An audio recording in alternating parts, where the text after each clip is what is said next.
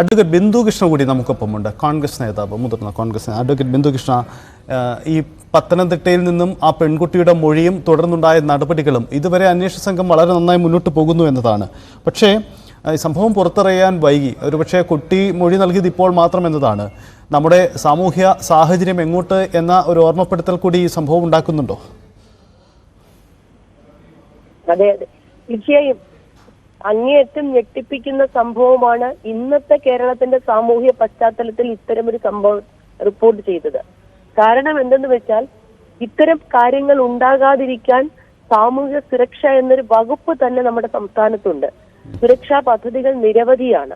സ്ത്രീകളുടെയും കുട്ടികളുടെയും വകുപ്പൊക്കെ തന്നെ ക്രിയാത്മകമായ ഒട്ടനവധി പദ്ധതികൾ നടപ്പിലാക്കുന്നു എന്നതടക്കം വിചാരിച്ചിരിക്കുന്ന നമ്മുടെ ഇടയിലേക്കാണ് ക്രൂരമായ ഇത്തരമൊരു സംഭവം ഉണ്ടാകുന്നത്.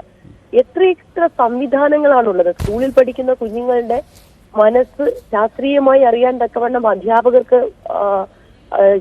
അവർക്ക് ട്രെയിനിങ് കൊടുക്കുന്നു, സ്കൂൾ കൗൺസിലേഴ്സ് വർക്ക് ചെയ്യുന്നു.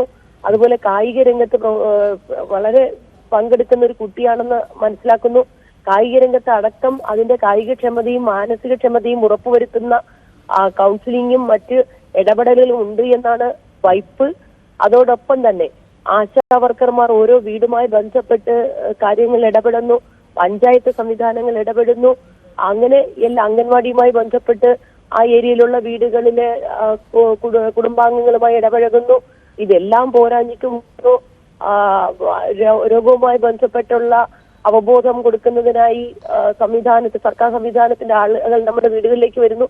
അതിനൊക്കെ അപ്പുറത്തേക്ക് സാഹോദര്യവും സൗഹാർദ്ദവും ഒക്കെ ചേർന്ന സാമൂഹിക അവബോധവും പെൺകുട്ടികളുടെ അവകാശത്തെ കുറിച്ചും ഒക്കെ ഏറെ ചർച്ച ചെയ്യുന്ന ഒരു കാലഘട്ടത്തിൽ ഈ ഒരു സംവിധാനത്തിന്റെയും കണ്ണിൽ ഈ കുഞ്ഞ് പെട്ടില്ല എന്ന് മാത്രമല്ല, ആ കുഞ്ഞിന് താൻ അനുഭവിക്കുന്നത് ക്രൂരതയാണ്, ഞാൻ എന്റെ അവകാശങ്ങളിൽ കടന്നുകയറ്റമാണ്, പെൺകുട്ടി എന്ന നിലയിൽ എന്നെ ചൂഷണം ചെയ്യുകയാണെന്ന് മനസ്സിലാക്കാൻ സാഹചര്യം പോലും ഒരുക്കാത്ത സംവിധാനമായി നമ്മുടെ നാട് മാറി എന്ന തിരിച്ചറിവ് അങ്ങേയറ്റം വേദനാജനകവും അതിലേറെ അപകടകരവുമാണ്.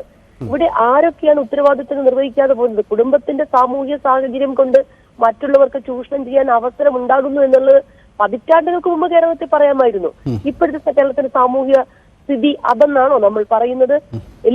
അങ്ങനെ അല്ല എന്ന് ഓരോ ഇടങ്ങളിലും ഓർമ്മപ്പെടുത്തലുകൾ സർക്കാരിന്റെ വകുപ്പുകളായാലും സാമൂഹിക സാംസ്കാരിക രാഷ്ട്രീയ രംഗത്തായാലും ഒക്കെ തന്നെ സ്ത്രീ അവകാശങ്ങളെ കുറിച്ചും പെൺകുട്ടികളുടെ സുരക്ഷിതത്വത്തെ കുറിച്ചും ഏറ്റവും കൺസേൺഡ് ആയിരിക്കുന്ന ഒരു കാലഘട്ടത്തിൽ ഇത്രയധികം ആളുകൾ, 1, 2, 10 ഇത് അസംഭവ്യമെന്ന് നമുക്ക് തോന്നിപ്പിക്കുന്ന രീതിയിൽ, അപ്പൊ എത്രത്തോളം കരാള ഹസ്തങ്ങളാണ് ഇപ്പോഴും കേരളത്തിലെ പെൺകുട്ടികളുടെ അല്ലെങ്കിൽ സ്ത്രീകളുടെ സാമൂഹിക അവസ്ഥയെ, സാമൂഹിക ചെറിയ ചുറ്റുപാടിനെ ചൂഷണം ചെയ്യുവാൻ പത്തി വിടർത്തി നിൽക്കുന്നത് എന്ന് നമ്മൾ മനസ്സിലാക്കുകയാണ്.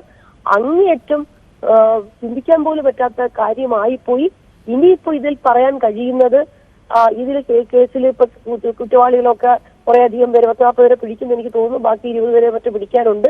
പക്ഷെ ഈ പിടിക്കുക എന്നുള്ളത് മാത്രമല്ല, ഇതിന്റെ ചാർജ് ഷീറ്റ് തയ്യാറാക്കലും കേസിന്റെ പ്രൊസീഡിങ്സ്, ഇപ്പം FIR അറസ്റ്റും ഒക്കെ അത് നടക്കും. പക്ഷെ ഈ കേസ് ശിക്ഷിപ്പിക്കാൻ എത്രത്തോളം സർക്കാർ മുൻകൈയെടുക്കും എന്നുള്ളത് അതിനേക്കാൾ പ്രധാനമായി ഞാൻ പറയുന്നു, ഇനിയൊരു പെൺകുഞ്ഞിനും ഈ ഇത്തരത്തിലൊരു ദുരനുഭവം ഉണ്ടാകാതിരിക്കാനുള്ള മുൻകരുതൽ എടുക്കുവാൻ സർക്കാർ സംവിധാനങ്ങളും സാമൂഹിക സാംസ്കാരിക രാഷ്ട്രീയ രംഗത്ത് എല്ലാവരും ഒരുമിച്ച് നിൽക്കണം എന്നുള്ളതാണ് ഇതിന്റെ ഏറ്റവും പ്രധാനപ്പെട്ട കാര്യം.